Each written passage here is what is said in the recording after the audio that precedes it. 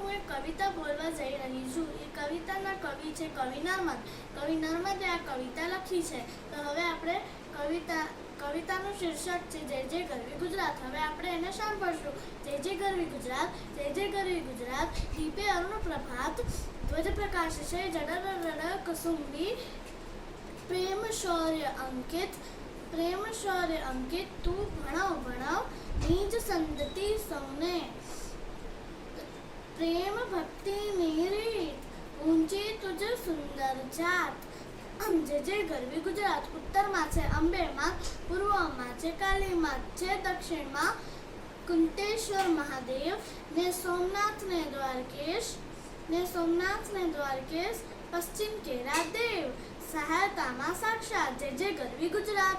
હું ગુજરાત રાજ્યમાં રહું છું. હું એક ગુજરાતી છું. ગુજરાતી મારી માતૃભાષા છે. મને એની ઉપર બહુ જ ગર્વ છે કે હું એક ગુજરાતી છું. ધન્યવાદ.